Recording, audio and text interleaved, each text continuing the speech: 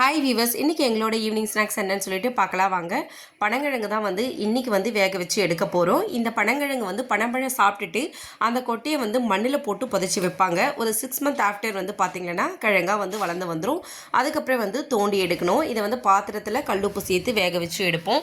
இப்போ அதுக்கெல்லாம் டைம் இல்லை. அதனால் குக்கர்லேயே கல்லுப்பும் தண்ணியும் முழுகிற அளவு சேர்த்துட்டு ஒரு 6 விசில் போல் விட்டு எடுத்திருக்கேன். பனங்கிழங்கு நல்லா வெந்து வந்துடும். பனங்கிழங்குல நார்ச்சத்து அதிகமாக இருக்குது. அதனால் மாதத்தில் ஒரு 2-3 தடவையாவது இந்த கிழங்கு வாங்கி சாப்பிடலாம்.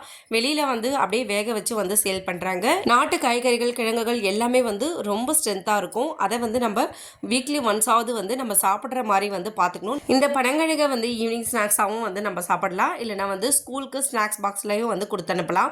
இதை உடைச்சி சாப்பிடணும். இந்த உடைச்சி சாப்பிடும்போது நிறைய நார் வரும். அந்த நார் எல்லாமே தனியாக எடுத்துட்டு நம்ம சாப்பிடலாம். ரொம்ப ஒரு ஹெல்த்தியான ஒரு ஸ்நாக்ஸு. குழந்தைகளுக்கு கொடுத்தா ரொம்ப ஹெல்த்தியாக இருப்பாங்க. 80s 90s கிட்ஸ்க்கெல்லாம் இந்த கிழங்கு தெரியும். ஆனால் இப்போ இருக்கிற ஜென்ரேஷனுக்கெல்லாம் இந்த கிழங்கு தெரியுமா என்னன்னு தெரியல. ஈவினிங் ஸ்நாக்ஸ் எப்படி இருக்குன்னு சொல்லிட்டு கமெண்ட் பண்ணுங்கள்.